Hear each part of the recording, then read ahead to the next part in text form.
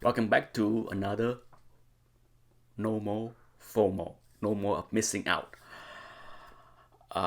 This is the second video that I shot for this series. The first one I touched on jealousy as far as potential source or reason for FOMO, and you can throw in envy in the same category. And in that video, in the first video, I talk about how maybe I talked about my story of going from riches to rag. Now, do I look at that as my source of motivation of working hard later and trying to achieve some kind of success in life? Potentially, okay, that could be the reason. Certainly, and I did not ever try to regain what I lost. Sure, I grew up with privilege, with maids and chauffeur and nanny and all that stuff, and never once did I look at trying to regain any of that. All I wanted was to be able to make money to buy what I need. Okay, that's was really the start of everything. One of the story I can tell you is that when it comes down to motivations, we all use different things to motivate ourselves to do something. And some people use envy and jealousy as a source of motivation to achieve success. Okay, I'm not saying that jealousy and envy can't help somebody get to a point, get to a better point in life. I'm not saying that it can't. I'm just saying that that was not me. That was not the reason why I did what I did. So for me, that wasn't it. But if that's work for you, if that's what fuel you to go out there and do something better for yourself, then that's good. It's motivation is something that literally impossible to understand. It's quick story here. My son, he go to I think the way they describe the school is charter school. Charter school for the gifted, because for every grade they have a certain level. They to get in the school, doesn't matter if you want to attend it from second grade to ninth grade or senior year. They have the school is like college campus. It's very different than the typical middle school, elementary school, or high school. It's one big campus from second to 12th grade, and the students of all ages mingle together, walk around campus. The school bus have kids from second grade to senior, if they still ride the bus. And it's mostly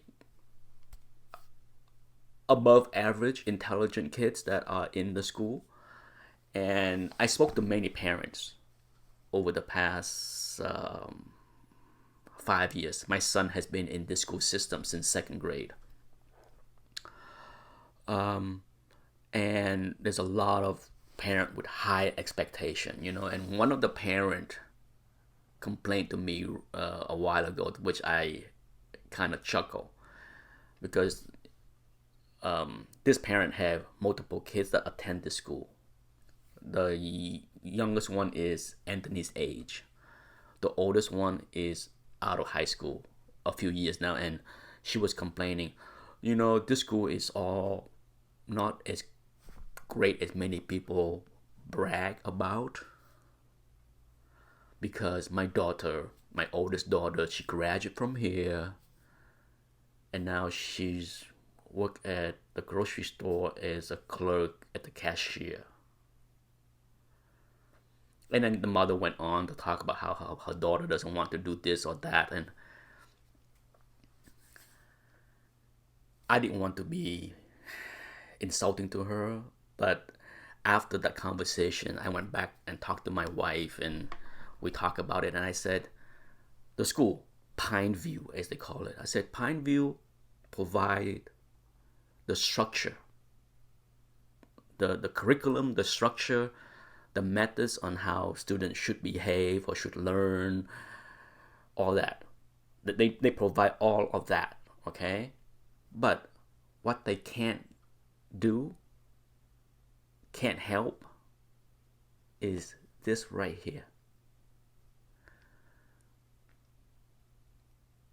You know, you can be the smartest person in the world, but if you don't have the heart or desire or wants, does it matter if you have high IQs?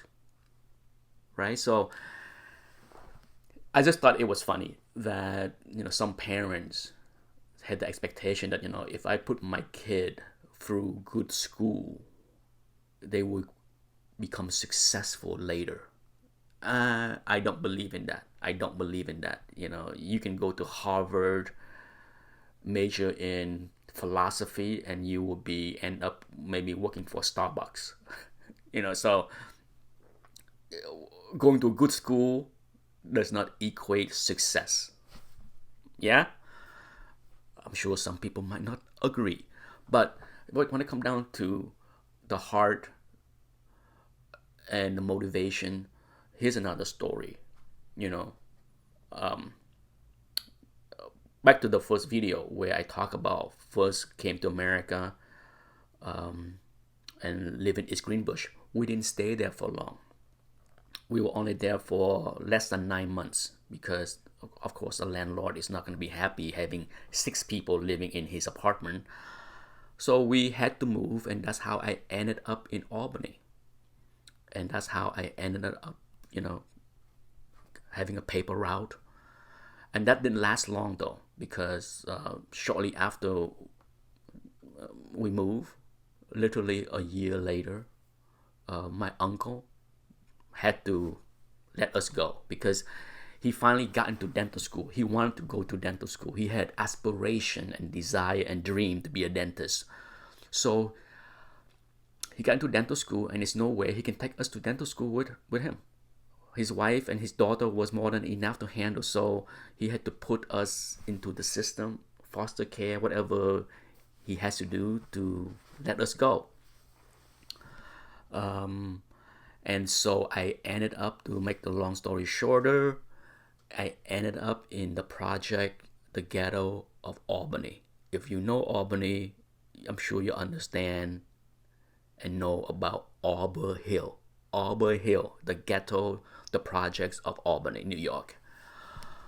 I'm sure there are other area that is just as poor, but that's where I ended up in the project. And that's how I ended up with my best friend at the time, Guy Mallory.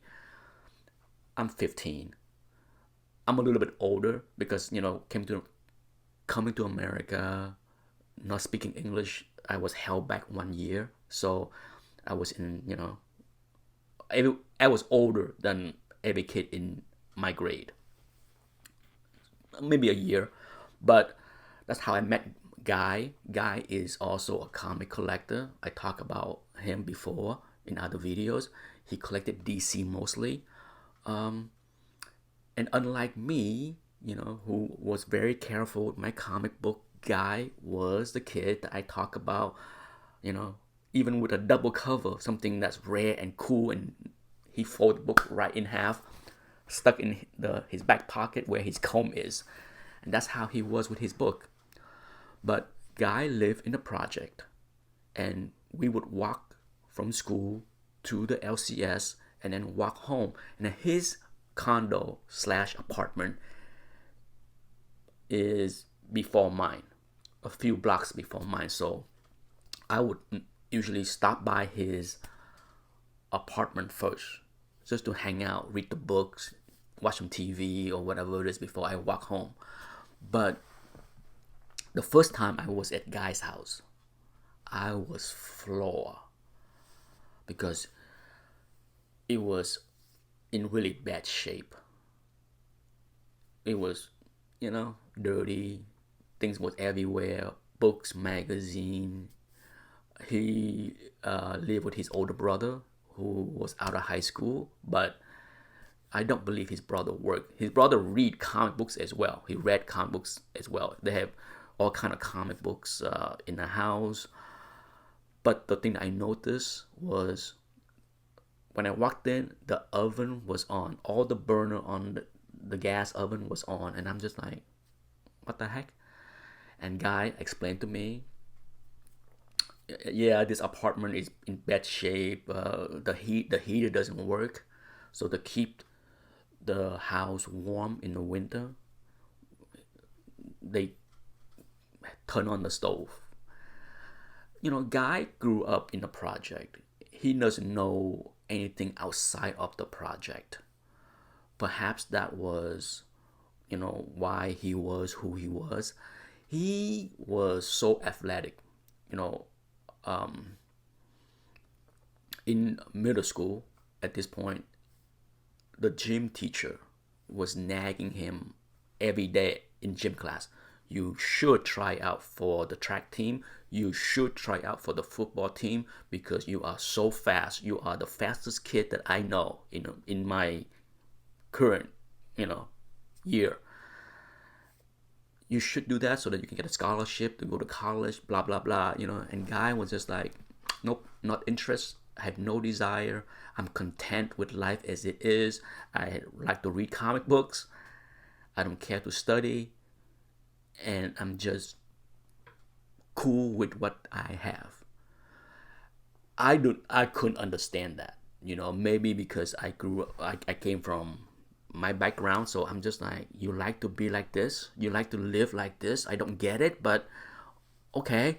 Yeah, so it was really strange, very strange for me to see how Guy was. He was content. He never exhibit any kind of jealousy or envy of other people. He didn't care. He didn't care one bit that he was poor as dirt, that his family was, single mom. That's all he knew. And they macaroni and cheese for dinner, and that's fine. It's I look back at those years, and part of me wonder, if you are never exposed to something different, maybe you would know that there is something better out there for you. I felt bad that way because even though I was not the kind of person to nag Guy to do something with his life, I was 15 years old. Who am I to tell him what to do, right? He was my protector. Guy was my protector. He was much more than just a comic collector that I was a friend with. He took care of me. That's how we became friends, because in gym class, he helped me. He protected me. I was a small kid. Guy was a foot taller than me and 50 pounds bigger. And anyone that picked on me, called me names, if Guy was around. So I appreciate Guy in many ways that only I can appreciate, because he was much more than just a friend. But at the same time, I look at him and understand years later that he was content. I might not agree with how he approached life. I wish he has a more ambitious drive in him to want better things for himself, but at the same time, he was content. And that is one word I think is lacking in many collectors.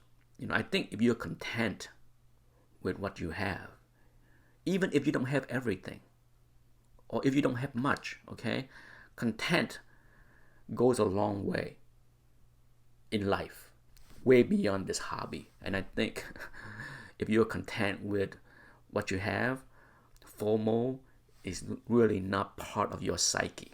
That's just my hunch. And that's it for this video. Thanks for watching. Until the next NOMO FOMO. Bye.